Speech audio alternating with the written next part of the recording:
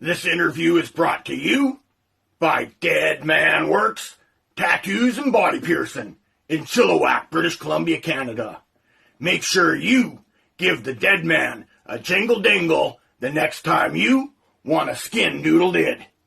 Hello world, welcome to the Fonz's office. Today I am here with a fighter who fights out of Virginia in the United States of America.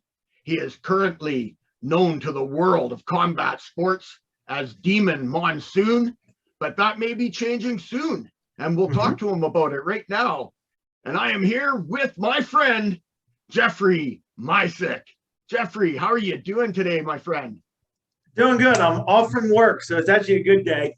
Excellent, excellent. You got a day off. That's a super enjoyable thing to have, but I'm sure it's not a day off of training for you, is it? No, it'll be 7:30 Eastern. I'll be at the gym. Excellent, excellent. That's wonderful, man. And you said it's a day off work. What kind of work are you doing right now? I work as a cook. I work for KFC, so Beautiful. Kentucky Fried Chicken now has me working with them. Nice, nice. Are you a fan of their food? Yes, but I can't eat it. No, because I'm actually losing weight. Correct. I have to keep losing weight. So yeah, I'm a sucker for those big crunch. Man, I love those.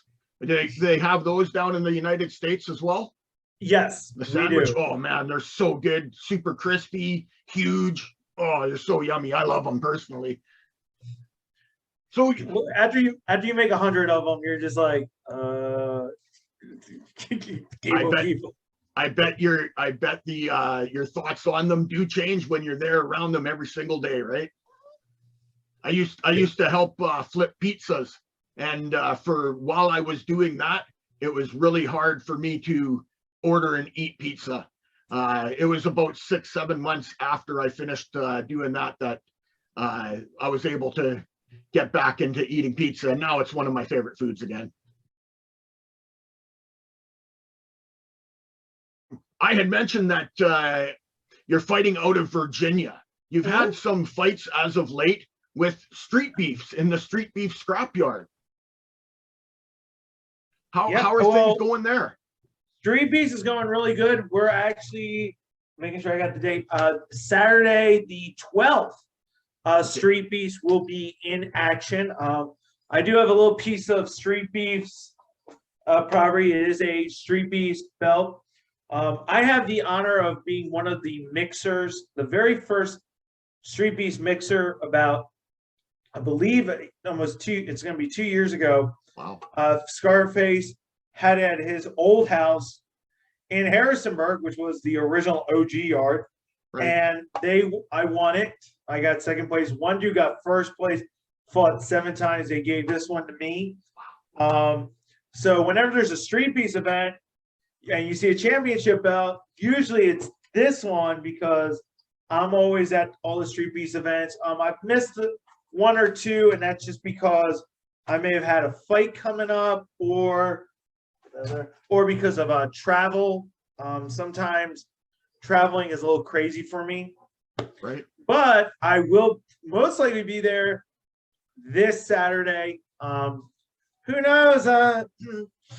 I might get in, gotta get it. And then we got one in March, and then arguably the biggest one of all time. This is going to be bigger than I think when we did a West Coast, East Coast invasion. April 2nd, World Autism Day.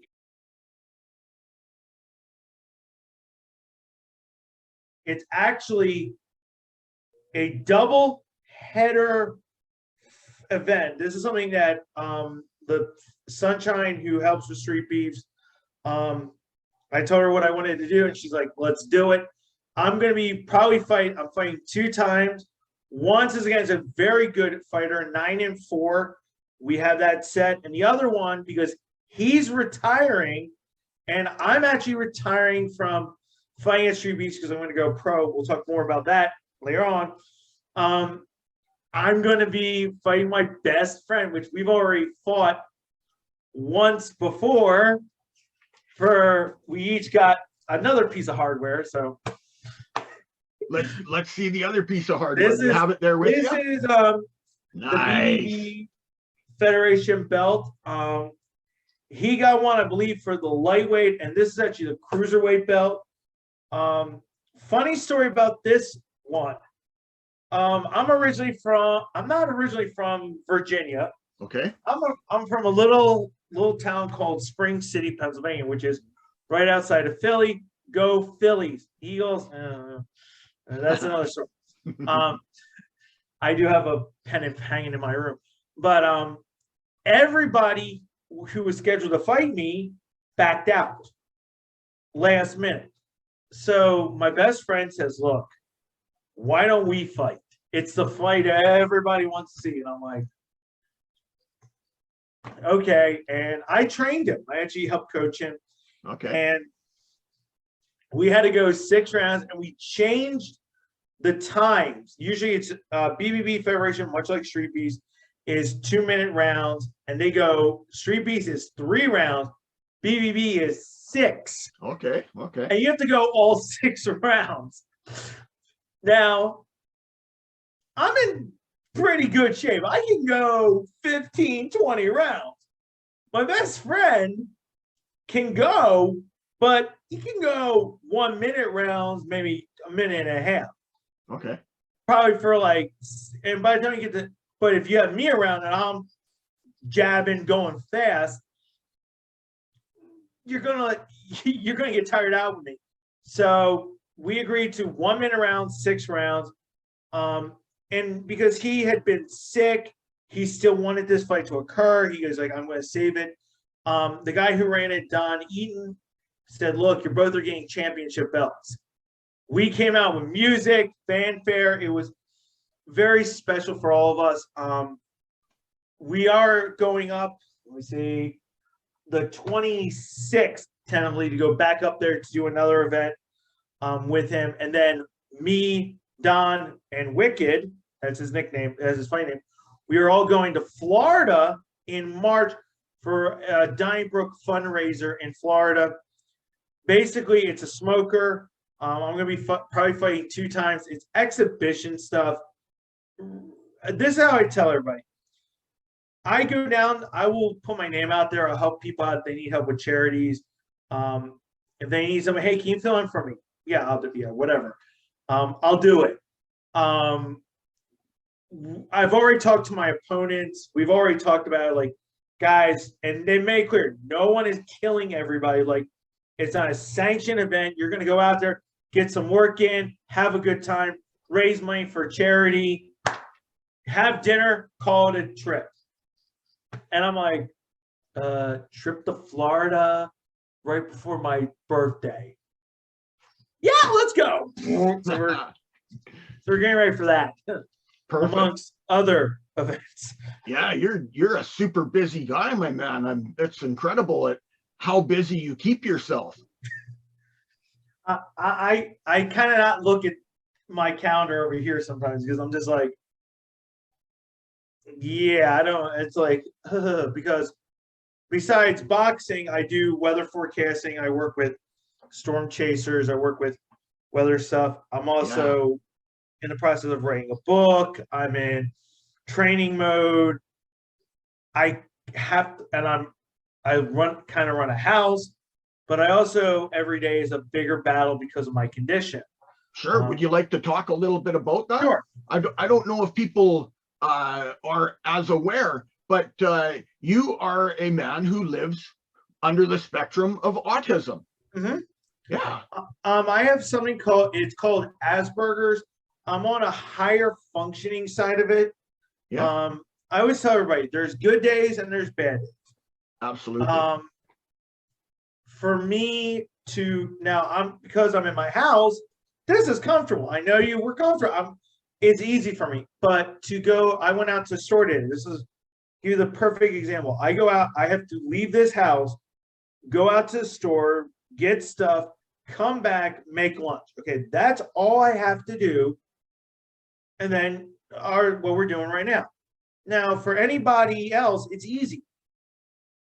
Well, for me, it's about 150 times harder Sure. because I don't want to get out of bed. I have to force myself.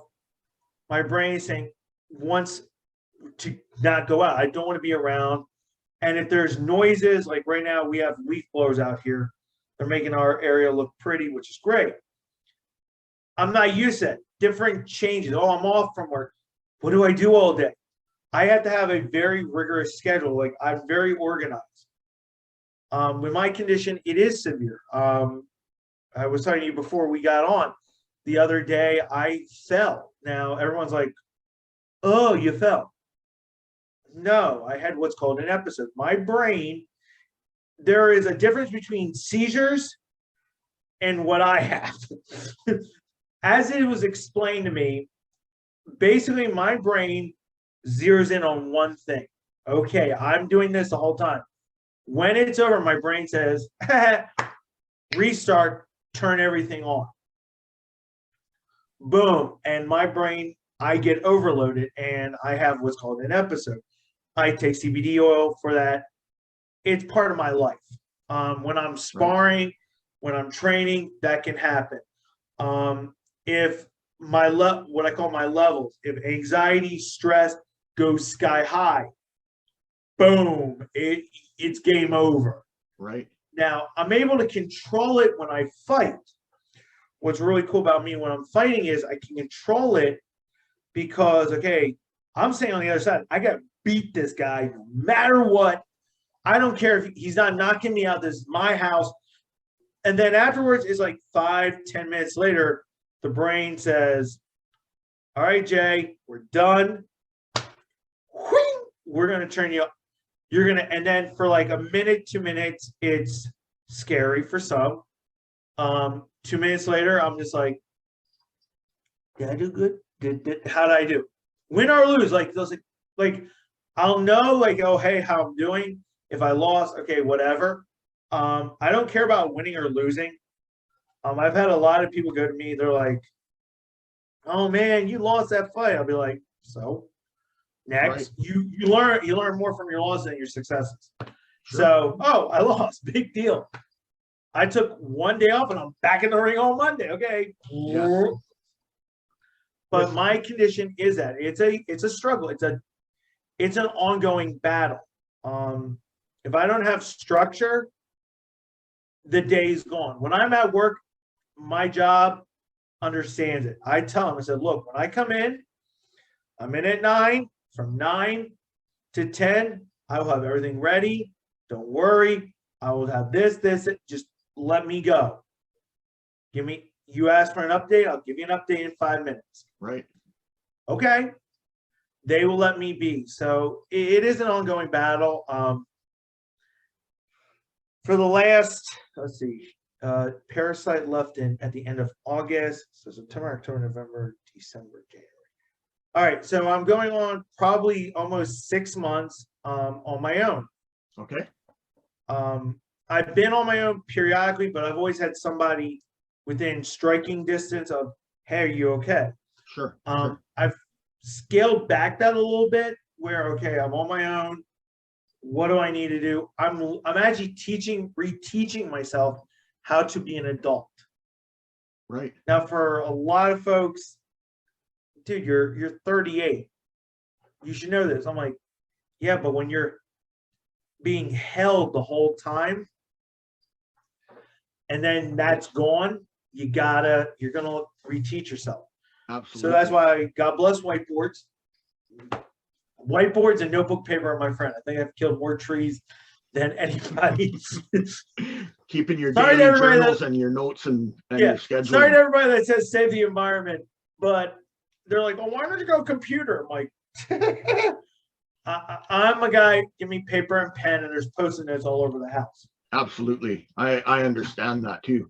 With myself, I've had a history of working with people under the spectrum. The very first client that I ever worked with was a gentleman with Asperger's, and I can understand when you're speaking, I can relate to exactly what you're talking about. What took me out of the workforce that I was working with people, was I myself began having seizures. But they weren't identified as seizures. They were identified as episodes. And very much like yourself, the reset occurs. I'm focused on the one thing. I'm all in. I'm all in. Go home. Go big or go home. And I'm right there on that. And then, like what you said, man, the brain has its reset, and for a few minutes it can be scary, but once it's through it, then it's like, hey, how's everything going, man? How are you doing? What's up? And people don't really understand how it is to look at someone like that, because they almost think it's like two different people.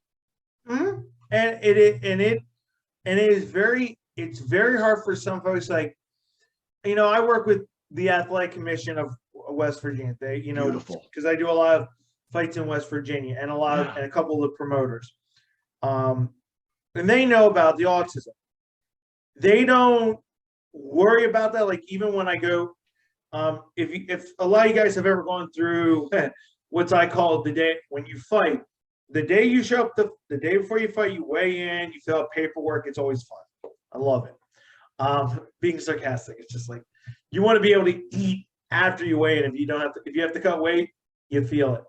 The day of you fill out all your paperwork, and if they know you pretty well, they're like, here you go, it's already filled out. Don't worry about it. Okay, weigh into them. Then next day, the doctor will be like, you good? Yep. I literally go through that, and they know I'm autistic. They know about my condition, and they say if there's anything serious, let them know. Right. If you have a good corner crew, a good coach, they will tell me. They'll let them know.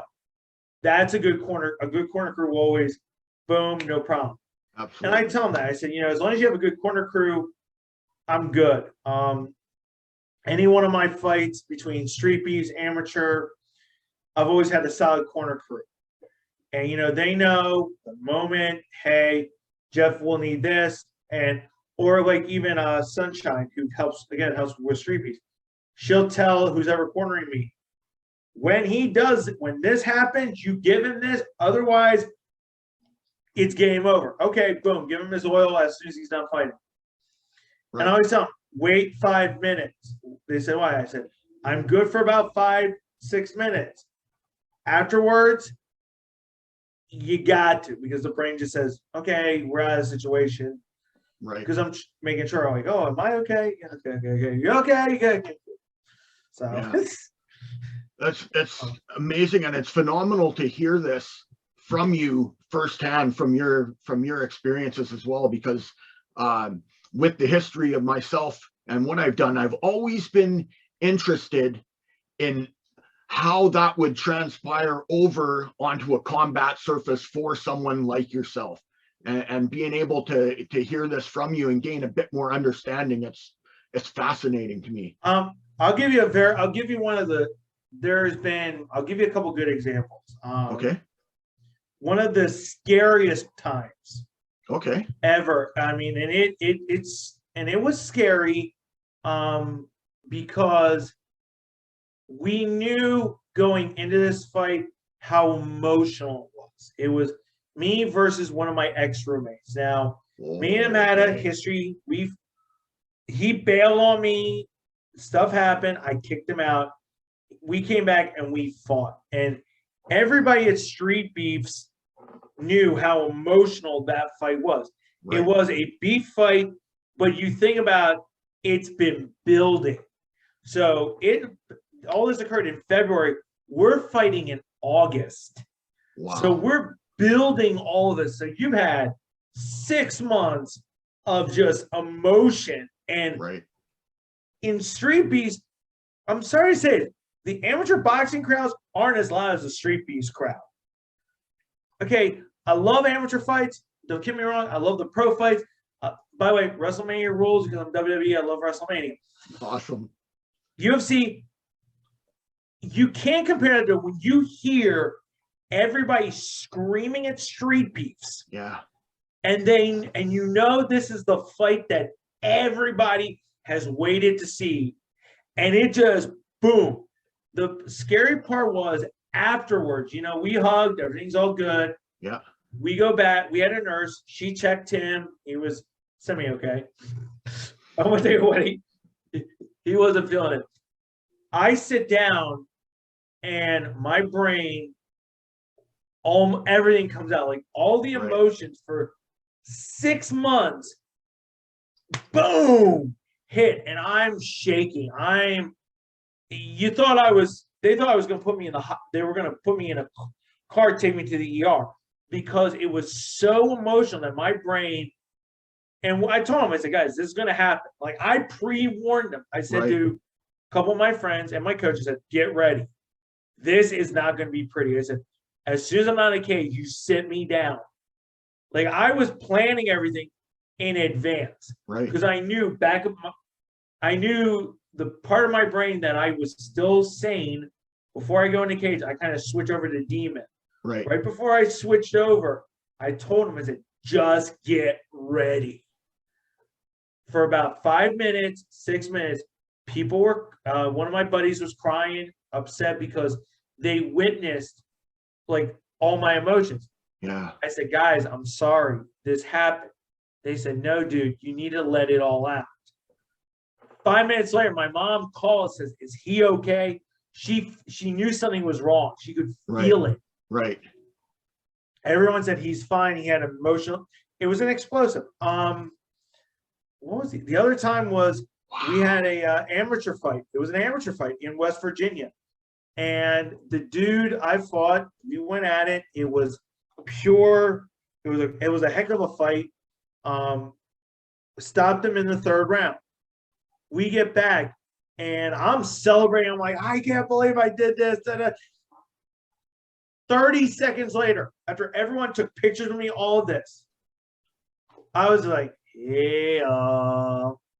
I was so out of it. There was one of my guys was going to fight on a fight after me.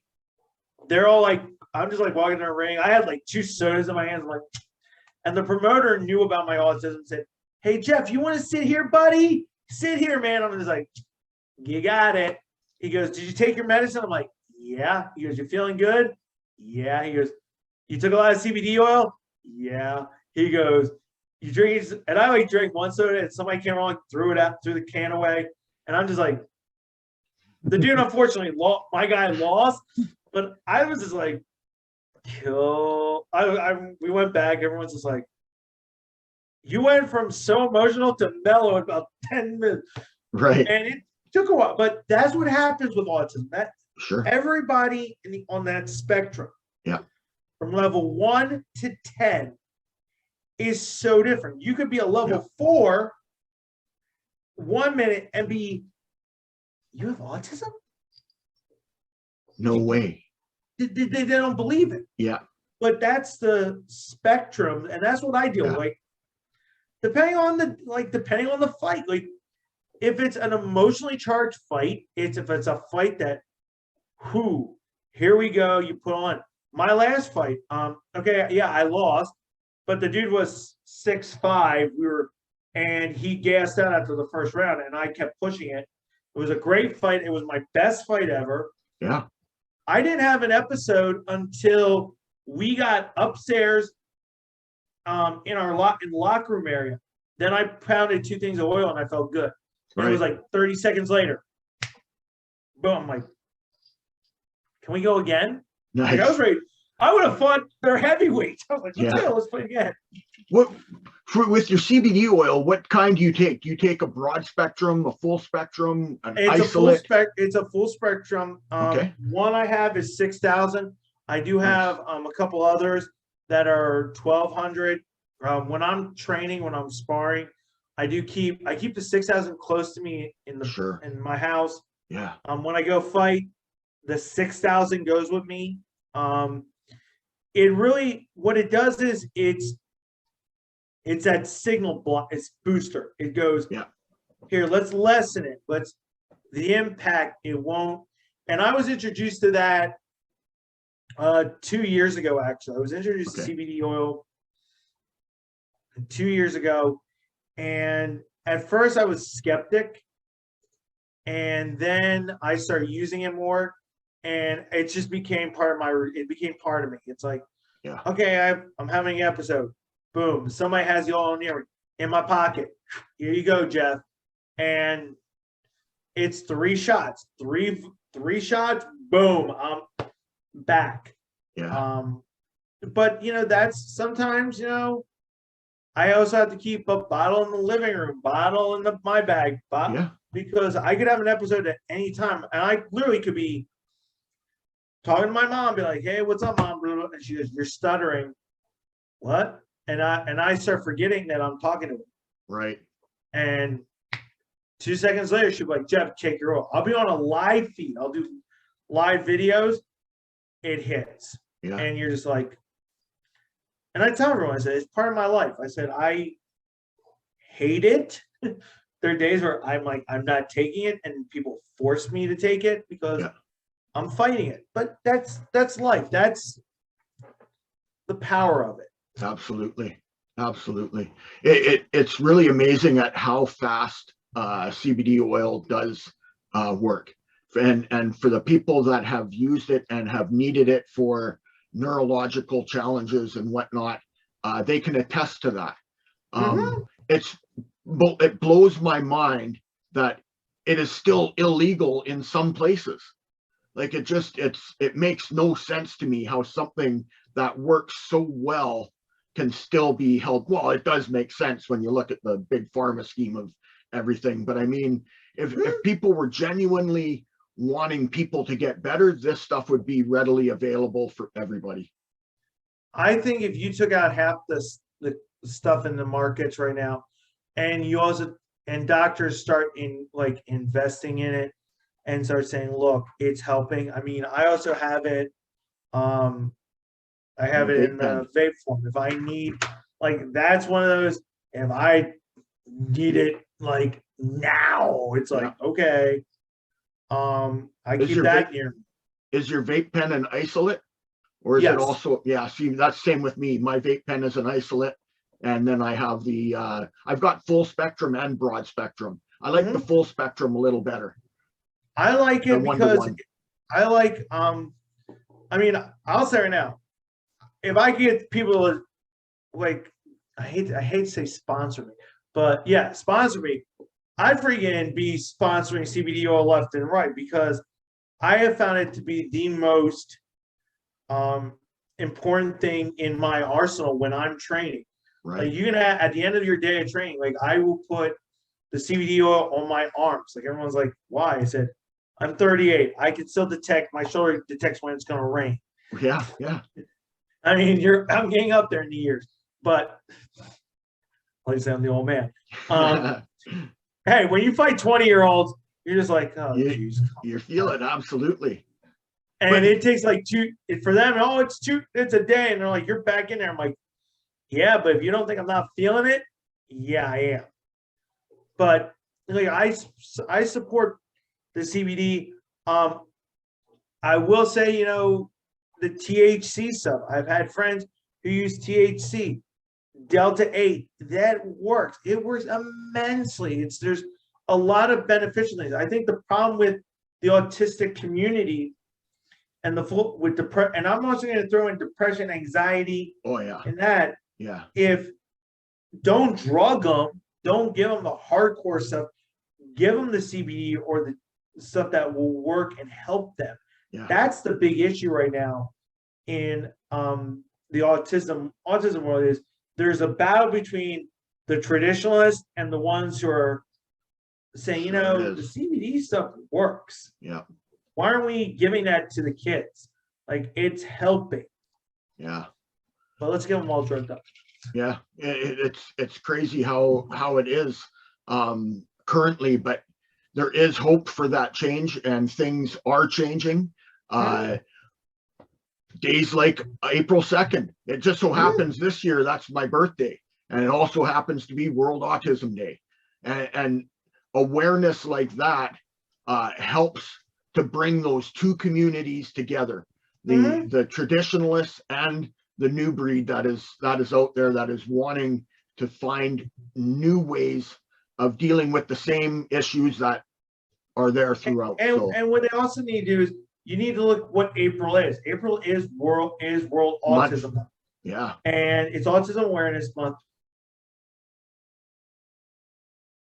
And I have dealt with there's the darker side of autism. Yeah. I always say, oh, we see, oh, he's happy about. When you get text messages, you're a R word. You're the R word. Yeah. And it's from people who, challenge you to fight. And my rule is this. This just happened recently to you. Yeah, it literally happened a couple days ago. Saturday night. Yeah. Saturday night and Sunday night. I was just like, sure. I got pissed. And when I get pissed, it's like, oh, shoot. It came out in your video that you made. Yeah. Yeah. I got sick of it. The dude came on. So it was actually Saturday night. I made a really good dinner. I cleaned my house. Right before that, I had a great day of training. I did a boxing class. It was great. I was going to go to Neutral Corner down in Stanton, where Face and all them have a huge thing. I was going to go down there, but I had so much to do with the house. Get the house clean. I had everything done. I was the happiest guy. I'm sitting there. Boom, boom. Phone goes off. Boom, boom, boom. Phone goes off again. I'm just like, and I'm not going to answer. I'm not going to look at my phone for 5 minutes. Boom, boom, boom. And I'm now thinking it's my coach. I'm thinking it's somebody, or my mom, it's somebody important who needs me. Right. This dude starts calling me out. Word for word. Calling, he goes, I can knock you out. I'm 3-0 amateur. I'm 150 pounds. Da, da, da. Like, just rips me. And I'm like, then he calls me the R word. And I'm like, okay. I go live. I just said, I'm doing this. Yeah. The amount of people that were like, dude, that took guts to go live. Oh, yeah. Oh, yeah. And literally say, look, if you got a problem with me, and because Facebook, they hate that stuff. They don't want people challenging other people to fight. No. They don't want I'm sorry, but if you're not going to step in there, the dude's calling me the R word, making fun of me. And I don't make fun of fighters. There's only one person I've ever made fun of when it comes to fighting. Okay. And legitimately, it's a legitimate beef, right, because on the third time we tried to fight, he said he's going to shoot me and my best friend if we start trouble. Even though we flew out to Colorado and I paid for everything and all this stuff. I'm like, we'll get into Joshua Jones, as I call him. But anyway, this dude, once he on my live stream, and I said, we don't honor you. We don't give you that credit. Good. I said, why don't you show up and fight me at StreetBeefs? So then I logged off. I got off the live stream. He does videos. He goes, oh, your internet's crap. Your internet's crap. No, it's not. My internet's working perfectly. I said, I'm hooked up to an apartment building that has Wi-Fi through the whole building. Mine's fine. Yeah. He got so mad that I called him out, that I challenged him. And then everybody started dogging him. He then blocks me. So what I do, go back on Facebook, tell everybody what exactly happened. I said, this is the crap I deal with. I said, if you're gonna challenge me, show up. Like here's how I look at it. If you're gonna want to fight, if you want to fight me, if you think, oh, I'm gonna knock Demon out. Here's how I look at all of it. I don't toot my own horn. I don't brag about my fight career. I have never done that. Yeah, I'm happy I won some gold. I'm happy I have the belts. But I've never bragged about my fight career. Oh, I'm 23-2 at StreetBeefs. I'm 2-2 as an amateur. Okay. I've never said stuff about that. Right. I say very humble. Absolutely. But when you go on me and you attack me, I'm going to state the fact. I've done it for 3 years. I've gone to Colorado and back 3 times. I've gone to Tennessee and sparred and fought. I've done amateur fights, tough bands. I've done StreetBeefs. I've done these things. Give me the respect that I deserve and I'll respect you. I don't make fun of fighters. Like I said, I made fun of a guy, Joshua Jacob Jones, who thinks he's the greatest. He's never had an amateur fight, and he changes the rules at the last minute and changes everything, and he won't ever fight in a cage or a ring. He's a wimp. That is the only person I will ever make fun of, because legitimately he is. We're trying to get him to fight me a third time, and he's like dogging me because he knows I'm training. But you don't talk, if you're going to talk smack, show up. Another dude, and I know I'm going to get flack for this. I don't care. Guy called Shadow Black. He's out of Pittsburgh, Pennsylvania. I had an amateur fight under Mike Shepard's fight card. Mike Shepard, great guy. Coach Kenny, great guy out of Parkersburg, West Virginia.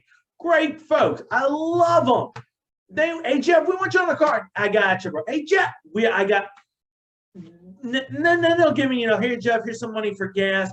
Here's some stuff. Hey, we're going to get you this. Oh, you don't have a corner crew? We'll get somebody to help you out. We got you, bro. Okay? Beautiful. Great group. And Coach Ryan out there, too.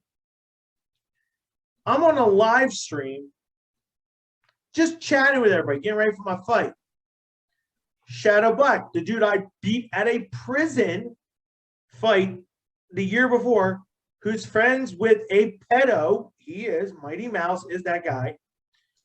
Him and his coach are dogging me and trying to start a fight. You fast forward, he got a title fight after but the way he won the title fight was the dude got stuck on the ropes and popped his shoulder out and couldn't continue. I'm sorry, that's not a fight. That's not a title fight. And he says, oh, he's turning pro. No offense. This is only the second fight I'll prison. He's not that good. Okay. I beat him. Oh, I had 3 months of training. I said, I have 3 years. I train with killers. I train with mastering MMA. I train with people. Don't criticize me. And this is the same dude, Shadow's the same dude who threatened, him and his boys threatened to kill me. We had to put a restraining order on him. We sent all this to the commission. There's a whole bunch of stuff on this. And it's like, leave me alone. Like, if you really want to fight me, you go message Sunshine, you go message Coach Lee or Coach James and say, or Scarf, and say, I want to fight your buddy. I want to fight Demon. Okay. We'll fight. Right. I got a pair of 12 ounce, 10 ounce, 14, 16, 18. Pick your poison. I'll do it. Pick them. Nice. I'll do it. I'm that kind of guy where if you really have a beef with me, we're going to settle it in the cage or the ring. Sure. If you want to make it count on your record, well, guess what? I got a license with West Virginia. Call promoter. Let's do it. Nice. And that's it. Like, there's other people who they push that. They push that to go after me because they want to go after, say, Street Beefs. They want to go after certain individuals. Here's my thing. And this has actually been the last 6 months with some people. Okay. Grow up. Yeah. Well, isn't the actual motto to either shut up or glove up? Glove up or shut up. Right. And glove I up live or shut that. up. Yeah. I live that. Right. I don't talk smack. Yeah, I just talk smack about 2 fighters. Okay. They deserve it. They deserve it. Understandably. One threatened me, and the other one is crybaby scared. Right. But glove up or shut up. Like, if I got a beef with you, I'm gonna say, let's go to the yard, we fight, boom, end of story. Yeah. That's how you do it. Like, yeah. Or if you want to be an amateur, we fight.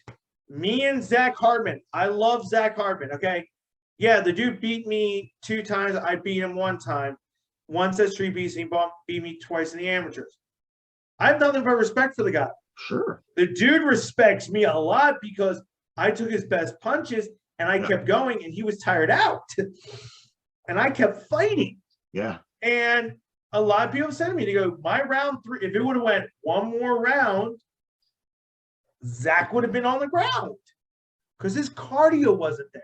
Right. And I don't make excuses for losing. dude, I fought a good fight. There's stuff I got to work on. I gotta work on it. Well, guess what? We were doing that last week, and we're still doing it this week. Nice. And there's stuff that Zach needs to work on. One, cardio. Dear Lord. You're 6'5", 6'4", I believe. I'm 5'6". Your cardio should be 100% better than mine. That was the only thing I told him. I said, get your cardio up. Right. But there's no ill will. We had a beef the first time, but the last 2 times we've had, hey, man, it's good to see you, bro. We shook hands. The third round, everyone said was the greatest round they've ever seen in boxing on their fight cards in New Line Cage. Because on the third round, we didn't touch gloves. We hugged, said, great fight, man. Let's go out with a bang. Nice. That's how that's how it should be too. That's how it should be. Yeah. That and you know what? Afterwards, yeah, he won, but you know how many people in that room were like, that kid who lost, I gotta know about this kid. I had people coming up to me going, dude, you're one of the biggest, hard, great fight. Yeah. And that's why I don't care about the losses. But if you're gonna fight me, if you're gonna say you're gonna fight me, show up. Right. Right. I mean, there's one dude I'm gonna fight in April. We agreed to all this. Let's do it. Like it's all set. I mean, obviously I'm dropping weight because I want to be. I'm tired of fighting 6'4" guys. I want to be fighting guys that are a little bit more in your size, right? A little bit more in the height. It's hard to get around that reach. They got when someone's got 2 inches reach on you, it's hard to get inside and do the work that you want to do. And if they don't know how to use it, I can have fun with it. Oh yes, absolutely. If you can exploit their weaknesses when you've got that inside power as well, and your opponents have felt it. Yeah. And here's the thing: you look at what Zach did this weekend. He won the Tough Man, 2-time Tough Man champion. Nice. I give him props for that. Yeah, of course. I won't do tough mans because sorry. I want to be a pro. Yeah. I'll shift gears a little bit here. You had mentioned that you're working on a book as well. Yes. Can you tell us a little bit about what is going into the book? Is this going to be a book on your life, like a biography, or are you writing a story, or what is it's a biography, and it is it's set the last 3 to 4 years of my life. You get the early stages of it, like you get I give you a little brief history of me being bullied in high school, middle school, elementary school, like a little piece of it. And then I'm kind of pushing past the 20s because we don't need to talk about the 20s. Okay. 20s, I think, were my teens. But we go into, the boxing world, like why I did boxing. It's called Building. I think it's the working title is Going After Your Dream. It's to help folks with autism. Here's the beauty of it. I'm typing it up. I'm going to give it to people who are smarter than me to edit it. And then I'm going to put some pictures in it of some folks. You can't talk about my boxing career without Street Beefs and my family and my coaches. Right. I put that in there. I do. And some people will get burned a little bit. I do talk about the last few months where people who were my friends, I talk about, I think, have you ever been taken advantage of? I know what that feels like. And that comes up. I really showcase a life with autism and boxing. And hopefully my goal is, if there's a young man or young lady out there who's struggling, if there's somebody out there who's like, man, I'm 20 years old, I want to do boxing, but I don't know if I can. I want to empower them and say, look, I'm 38. I found the sport when I was 36. I had to look at my tattoos to remember the age. You can do it. Yeah. I'm living proof of it. And I want that to impact people. I want that to, it's a powerful message. My buddy Omar, Iraqi assassin, he's the one that gave me the idea for it. And I said, no, I'm not going to write a book. I'm not going to sit and I was sitting in my apartment. I was sitting here in my house, and I'm just, I think I was playing a computer game. I was playing a game on my phone, and I'm like, I think I could write this. And I just started hammering it out and just boom, boom, boom. And I'm like, but then it's like, what do you cover? Do you cover, I'm gonna be naming people. There's certain names I gotta put in there. Other names I gotta leave out. Or they're gonna be initials because they did do some bad stuff to me, and I'm gonna admit it to them. But then it's also the positives. Hey, we're my best friend. I met my best friend. We became buddies. I talk about the trips to Colorado.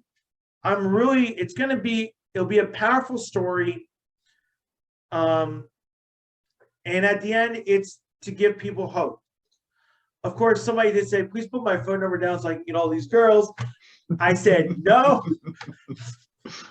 He wanted it in the book. I said, no. And that was him joking with me. I'm just like, Yeah. Like, oh, you, Omar. But I share that with it because I want people to have that positive. I didn't have that. When my dad died at 20, I went on my own, basically. My biggest supporter is my mom. Right. And then you add Street Beefs, you add a lot of other folks, Mastering MMA. I mean, my new gym, Mastering MMA, I still go to Neutral Corner when I can, but Mastering MMA, led by Coach Lee and Coach James and that whole motley crew, and they're killers. Yeah. They're teaching me, and this is what I told everyone. You look at my fight with Zach, and you look at my last Street Beefs, it's night and day. Sure. And I've only been with them since November. Wow. 3 months. So, and I'm already, and they said, well, wait in 9 months. You're going to even be more deadlier.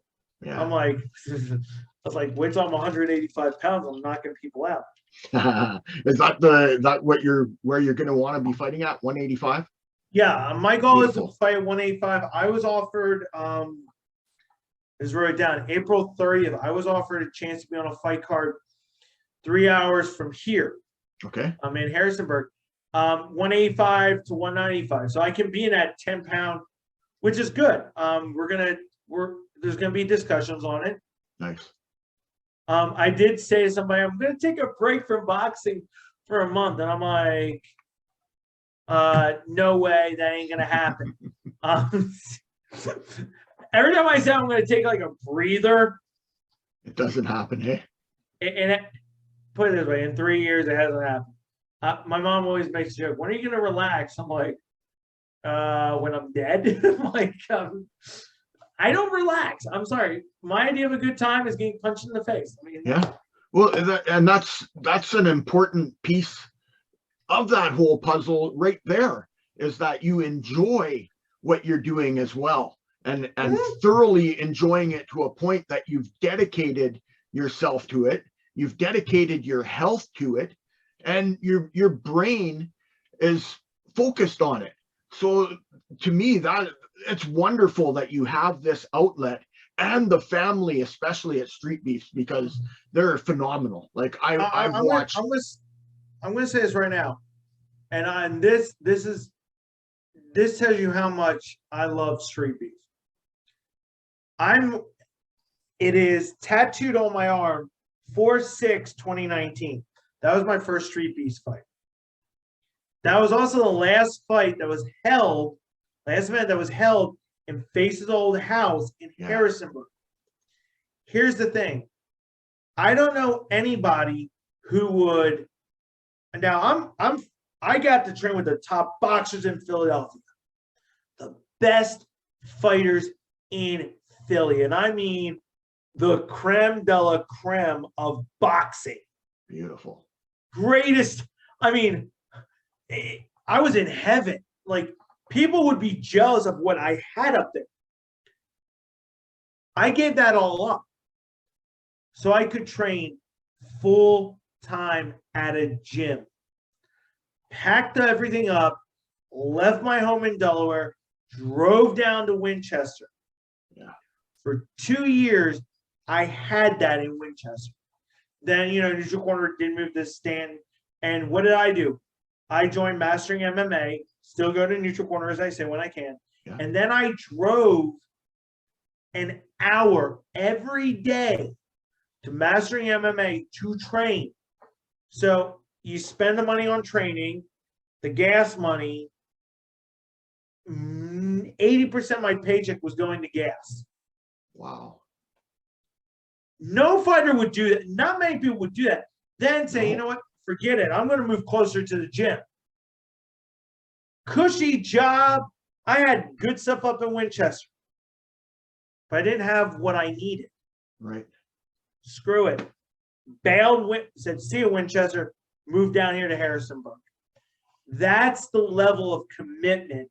That's the level that people need. You need to have in this game. And okay, I'm 38. I want to turn pro. Coach Lee, Coach James, Scarface, Sunshine have all said it. I will be pro before the sun sets on February 28th, 2023. Because in March, I turn 40 next year. I'm going to have my first pro fight before I hit 40. Because when you hit 40, then you have all the medical and MRI. It's insane. Yeah.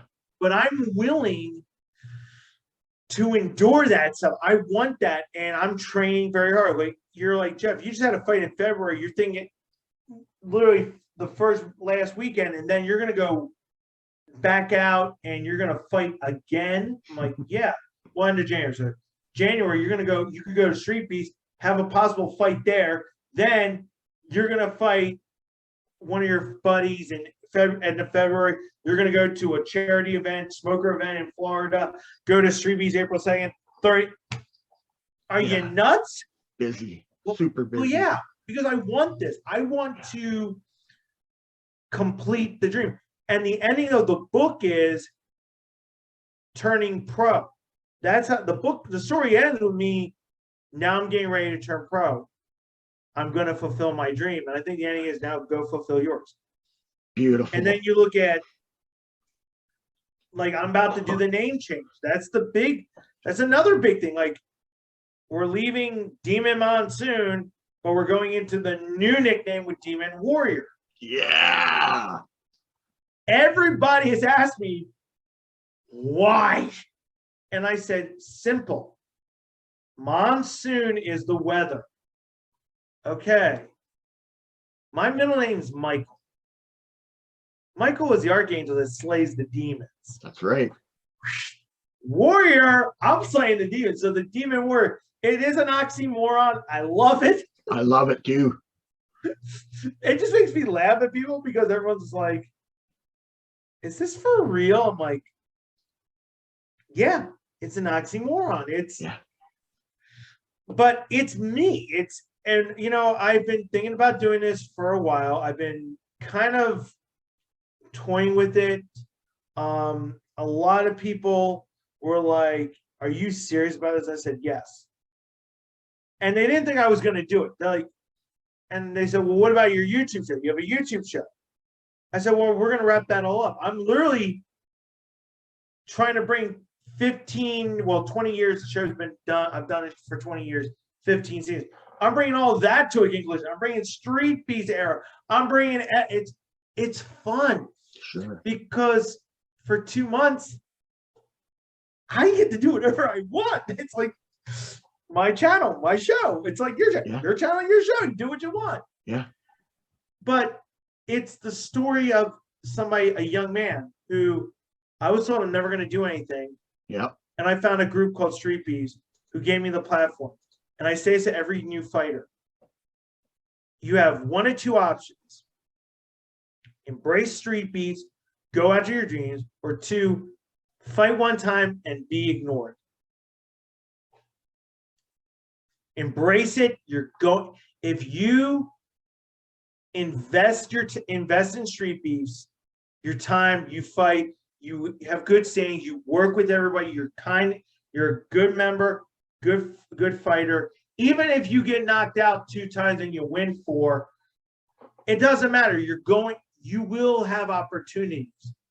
because Street Beefs is all over the place. I mean, they've expanded a lot over the last 3 years, right? From the original Satan's Backyard. Oh yeah. Now they've got different divisions across the nation. They're fighting not just outdoors in the mud pit anymore. They've got, your last fight was in a ring. Yeah, and that wasn't Street Beefs. That was a sanctioned fight card. But because I met people through Street Beefs, that's how that one was. And promoters, yeah, they see that stuff. I'm actually sporting. I'll put down the guys over at Scrapyard. We have one in the Pacific Northwest. Nice. There's a Street Beefs on the West Coast. I gotta go visit them. We have a Street Beefs in the dirty South. Yeah, gotta visit them. It's like we're all over the place. Like, yeah. and that's the platforms. That's where, you know, I get to meet you. I get to meet folks. I mean, I get text, hey, can you fight in the UK? And I'm thinking, are you paying for $1,000 airfare? Are you going to give me my passport? No. I said, there's your answer. But they saw a fight on Street Beefs. Yeah. But, you know, or like a West Virginia promotion. Hey, Jeff, we want to have you on your car. We want you on our car. Yeah. The guy in Florida, we got to have you on. It's building a community. And if fighters don't take advantage of it, they're not. No, that's absolutely. And I'm living proof of it. Like, absolutely. I will say, and the message behind it is I want to show people with autism you can achieve anything. Because if you don't, if you don't have a dream and you're not going after it, you're gonna be locked up in a home. You're not gonna be able to grow. If you don't go after your dream, you ain't gonna do it. Like, I don't want to be on my deathbed when I'm 60, 70, if I see 80, it'll be cool. If I see 50, I'm a miracle. Autistics don't live that long. I'm actually past technically the life expectancy. Usually, yeah. But I don't want to have no regrets. I want to be like, you know what? I did it. I turned pro and I have had so many people say, you're never turning pro. I said, bite me, I'm doing it. That's awesome. And that's what I tell everyone. I said, yeah. Bite me. I don't care what I got to do. New Line Cage is like, Jeff, we're going to get you a couple amateur fights. Then we'll have you turn pro. I said, and I tell everyone, I said, my clock's ticking. I said, I want at least 3 amateur fights after this one. So if you think about it, April, summer, fall, I turn pro. Boom, it's January. Demons. Nice. Fulfilled it. Yeah. And that's what I want. And everyone's looking at me like, are you serious? I'm like, yeah. I said, I may work a $12 an hour job. I drive an okay car. I have to struggle in life, but I'm going to do it because I want this. I want this more than anything. And when you have a good crew behind you, a good team, besides Street Beefs, you got a mom who, bless her heart, 75 years old. She's pushing every day. Come on, you got this. You got great coaches. Mastering MMA, they do a thing called Fight Gone Bad. It's hell, I will say it now. You never want to experience it. But they push you to your breaking point. Guess what? I was more ready for my fight with Zach than I was with any other Street Beefs fight I've ever had or any other fight in my life. Right. I went in there, I put on a show. Guess what? Other people took notice.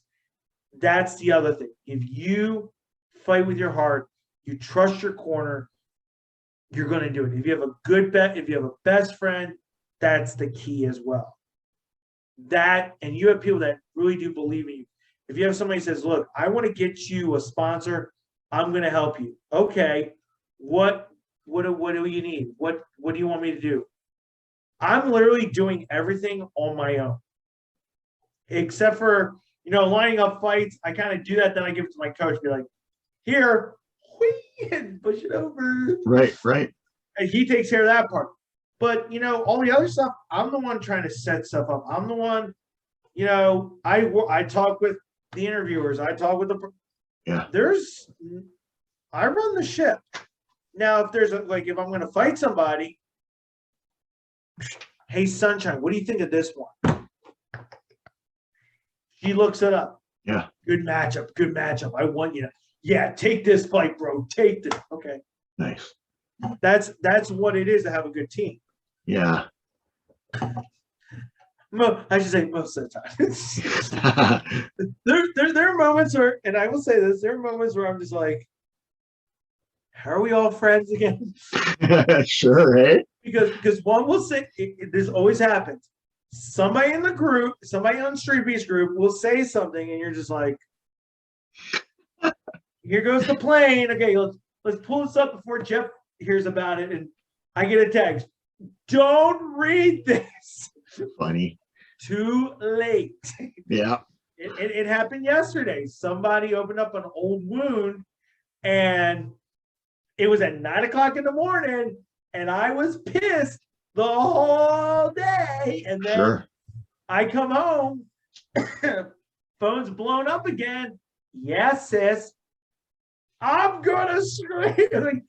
She knows how I'm feeling. I'm like, yeah, but she deals with a lot of that stuff. I deal with.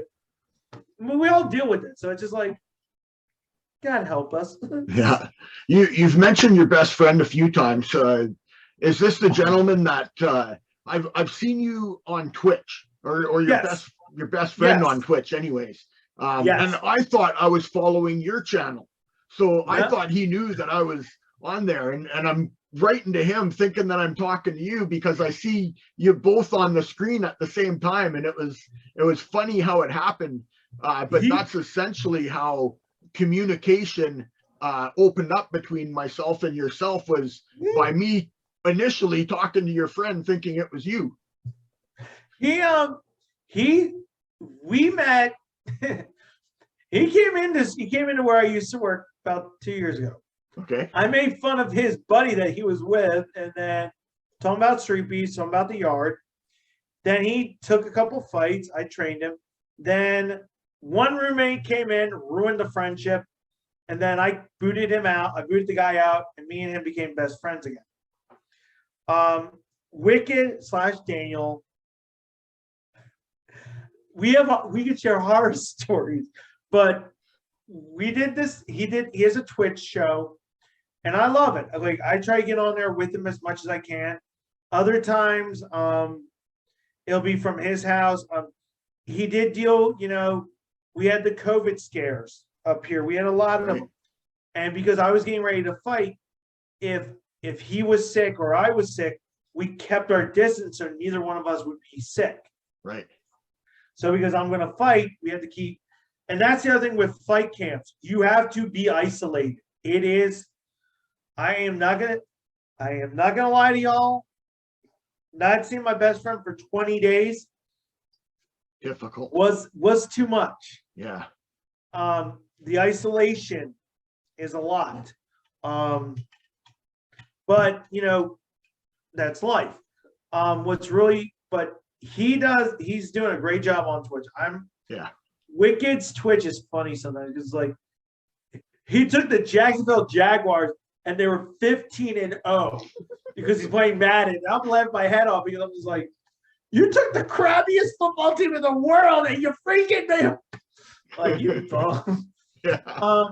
But when I get on it, he likes to rip on me. And and it's funny because everyone's like, do you actually hate him? I'm like, no. I rip on him all the time too. Yeah. It's just one of those things. We rip on each other. That's he's been in for a lot of my fights. He's going to Florida with us. Hopefully he should be going on the 26th. I don't know. So it'll be cool to see him in action, with us. And that's the thing, he's always been there for me since literally the last year. Without him, I don't think I would have survived this last year. Amazing. And every time I have a fight, we're there, he's there with me. So it's really good to have somebody like that in your life that you can count on. People like him are hard to find, right? Like a relationship that the two of you have, that's genuine, and it's unique, and it's amazing that you guys are like salt and pepper in a sense, but you get along so well too, right? It goes good together. And not many people can say they punch their best friend in the face a couple in the ring. Yeah. That's what I thought. I was like, you didn't know we're gonna be fighting in April, right? He goes, yeah. I'm like, bro, I'm not. I said, don't make me want me to lay you out. He goes, you can't. I said, and we'll just tease each other. I'm like, sure. Don't make me knock you out, USOB. I'm like, but That's we do so that. awesome. We torture each other. Yeah. That's the fun part about having a friend like that. Oh, absolutely. Absolutely. Well, you've definitely surrounded yourself with people that are supportive of you, both in your career, in your fight career, as well as in your everyday life. You've got important people, and you've done that for yourself. You've created those opportunities for yourself, and they've come available, and then you've capitalized on them, and you've taken full advantage of them and used them to your best ability. And to me, you're a testament of one of my sayings, that I can do anything positive I put my mind to, and so can you. And you, my man, are exactly that personified. And it's been an absolute honor to share this time with you today. I've really enjoyed it. You're an incredible human being, man, and I've really enjoyed this time together. I've enjoyed it. Like I said, the big thing is, I always tell everybody what's next. Like, I'm a huge fan of the old TV show West Wing. Nice. I tell everybody I'm Bartlett. I'm the president of the United States. But the only reason why he was so good was he had Leo. He had that cast. The reason why that show was so good, he had the right people around him. And I tell everybody, I said, I'm the guy who hates being the center of attention. I'm the guy in the background going, okay, it's my turn. Okay, cool. I can come out now. Okay, cool. Yeah. I'm the guy in the background. I never take any credit. I don't care all the fights. No. I give my team all the credit. I give folks like James Huffman, Coach Lee Strawberry. I give Mastering MMA, Scarface, Sunshine, Corey Willash, Ashley, Carissa, my mom, Wicked, Omar Esmond. I give all those guys. They get all the credit. I'm just, Jeff, go do that. Okay. Jeff, beat him. I don't take none of the credit. Even like my teammates, Grant, Noah, and Hannah and all those, and Sydney and Tim and all them. All these guys that train with me. They're slam me in the face and it's like, oh God, I'm gonna get killed here today. I don't care. They're training me. I don't care if I get punched in the face. It's a good day at the office. If I walk into work with a black eye, I go, good day at the office. But I tell them, I said, you guys are the stars. I'm the dude in the corner. I will never be I. It's a team effort. It's a team. Everybody does it.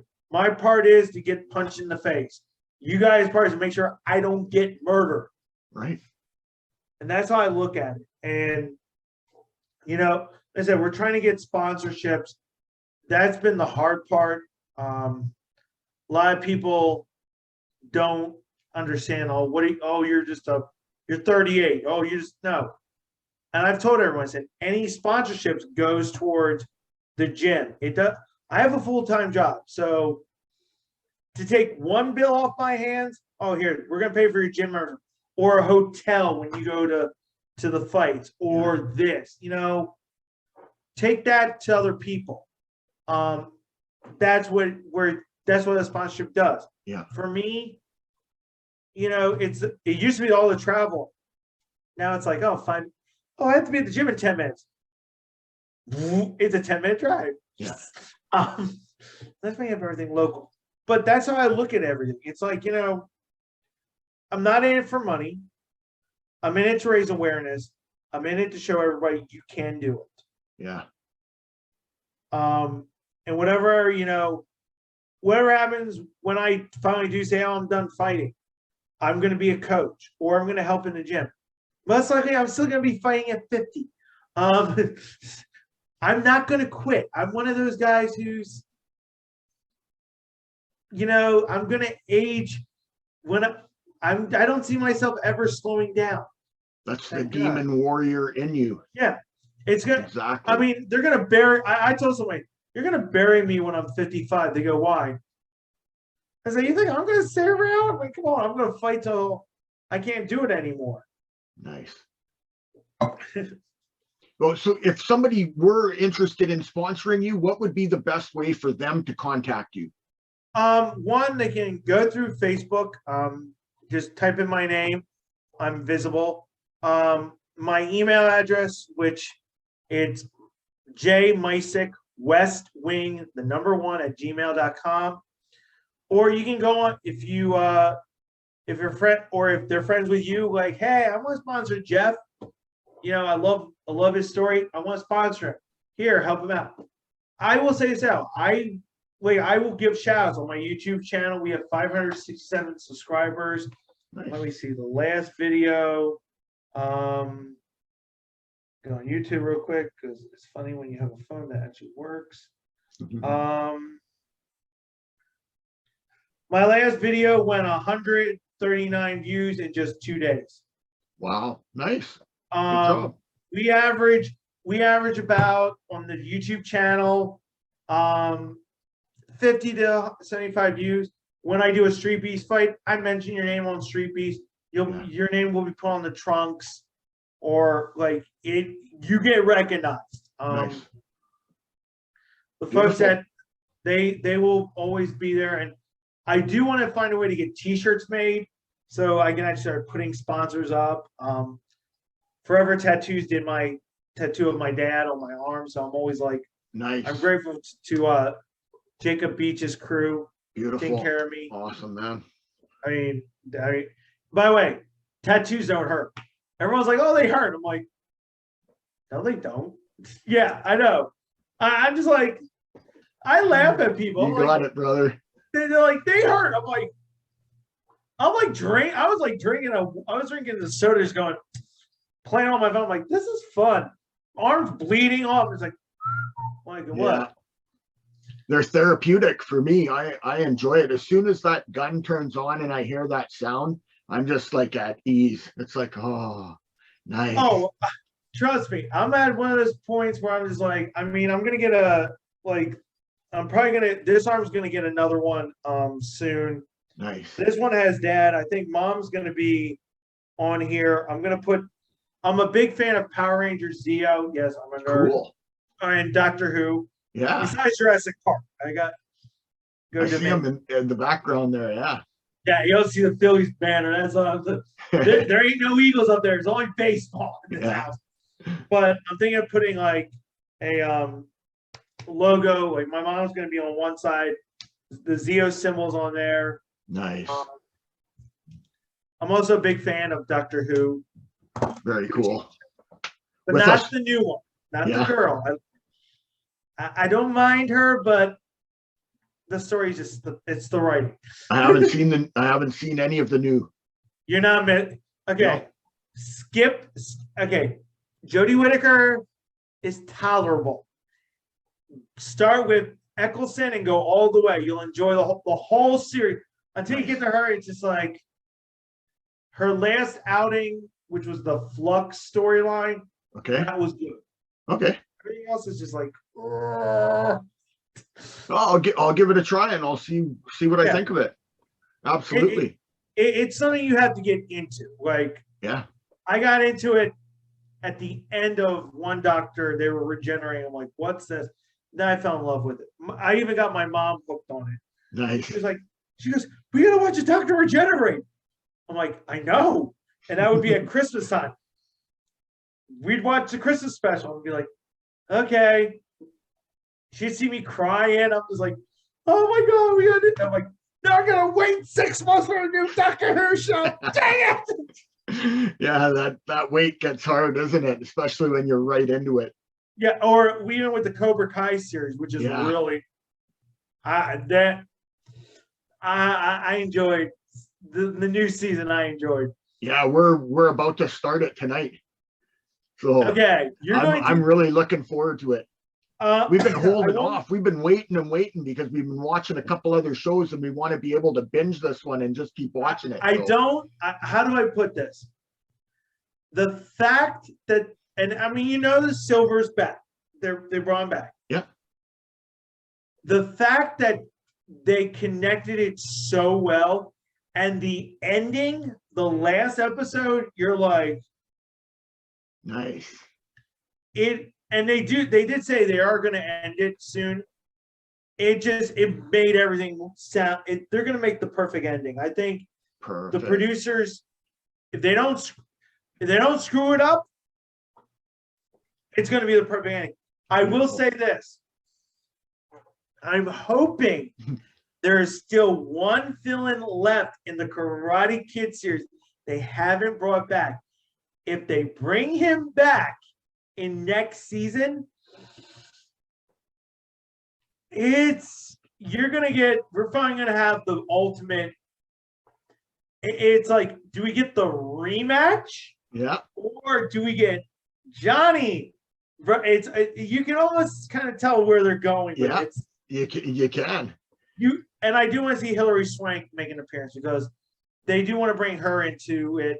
Nice. I think they're going for 6 seasons. They said 6 or 7 seasons, and I'm like, why?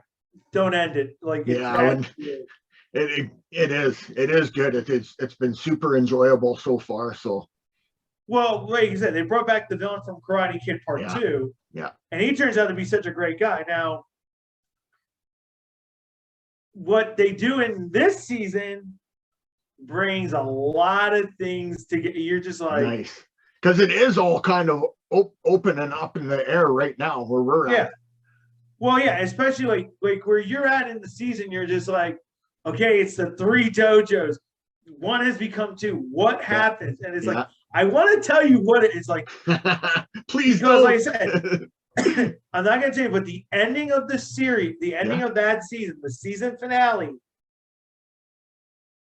it blows your mind. It's just like, how did I not see this coming? Oh, I like those kind of endings. It's one of, and it's not just, how did I not see this coming? How did I not see like they throw something at the left? You're like, the first one, you're like, what the? It's like, good. And it's on both. This will be the only spoiler. Okay. It's on. Actually, no, there's actually 3. Boom, boom, boom. All 3 gyms. Well, not 3, but the 3 main characters, Kreese, Johnny, and Daniel, when you see what happens, you're like this, huh? Then you go, what? Say what? It's all 3 characters have that moment, and then even Terry Silver, I'll give that's the 4th one. You're like, unreal. And then you have that. Then it will answer the question: who is really the villain in Cobra Kai? Right. And that's, like I said, it's 4. You see these 4 turns, and you're just like, that is awesome, man. I'm super excited. It sets up, like I said, it sets up who they're going to bring in season 5. Nice. And who they've brought back, but who they are like, wait a minute. And you can almost tell, like, it's so perfect. It's set up. It's one of the best setups, I think, of a season. The only comparison I could give it is season 4 of The West Wing. When Bartlett steps down, it's like, is he ever coming back as president? Or was when he got shot in season 1? Who survived? Because the way he set up was like somebody was dying. And it's all these swerves. And when the 4 big swerves occur, and it's within 10 minutes. Oh, wow. The last 10 minutes of Yeah. the final of the season finale, you're just like, because at the end of season 4, at the end of season 3, they're like, hey, you knew Silver was coming back. Yeah. But at the end of 4, you're like, Nice. what the heck? Like, Well, you've so done a super phenomenal job of giving a spoiler without spoiling it. Now, I was on the edge of my seat going, come on, don't say anything. Don't. I'm not. And But you did like a I said, phenomenal it's the job of that. twist. It's that the last, I'm literally gonna say, you watch all of them, and the last 10 minutes, it's like all of everything that's happened throughout the entire season builds up to the last 10 minutes, and you're just like, and the thing is, it's what's after the All Valley. Nice. It's after the All Valley tournament. Yeah. Does that last 10 minutes or maybe whatever? It's like, wait a minute, you spent all season building, and you're telling me all the things, the bombshell, everything occurs in the last 10 minutes. Nice. Like, you want to scream. Well, when we do finish it, I'm definitely going to hit you up. We'll have a conversation and we'll be able to talk about it because you got to, because awesome. I think you're going to be shocked. Beautiful. People who have seen it did not see it coming. And then I went back and watched it a second time, and you could see the plot. You could see how the swerves. Yeah. For 3 out of the 4 swerves occur. Johnny's, you don't really see it coming because it is really like, whoa. Nice. I mean, maybe towards the very end of the season, you get that swerve. Yeah. You get maybe one hint of it, but everything else, it's like nice. And I will say, Silver is, they did it so, they wrote this. I think TV shows need to take tips. This is how you write a show. Take tips from them, for sure. Well, Jeffrey, I've really enjoyed our time today. We're gonna have to wrap her up here. For all the fans out there in the world that are watching, this is Jeffrey Mycek. He is currently known as Demon Monsoon, but in April, we're going to be calling him the Demon Warrior. I am super excited for it, and I look forward to talking with you some more in the future, my friend. You're always welcome here. Anytime you want to come by, we'll flick on the camera and we can have a conversation. And we, of course, got to get ready for the pro career. I'm really pumped. Like I said, we wrap up Street Beefs. And like I said, everyone's like, oh, you're leaving Street Beefs. No, I'm still going to be in Street Beefs. I'm going to be, that's my home base. Yeah. But I'm not going to fight as an active fighter. I'm going to focus on the pro career. And, I might come back, hey, Jeff, can we do a special? I'm like, special event, baby. Let's do it. That would be wonderful, wouldn't it? Oh, it'd be fun to do like a Hall of Famer fight, hey, we're doing a pro exhibition bout. I might even do an MMA, like after I, who knows, Demon do an MMA fight. Yeah. No one's ever seen that before, but I'm learning it right now. So beautiful. Well, keep training, my friend. And I love the dedication that you're putting into yourself and into your life and into your careers. It's wonderful to see, and it's inspiring as well. So I know that the people that are out there that are watching will be inspired by this. And like I said, if I can do it and he can do it and he can do it, you can do it too. Anybody can do it. Absolutely. I am Jeff the Superfan. He is Demon Monsoon, and we are signing out from the Fonz's office.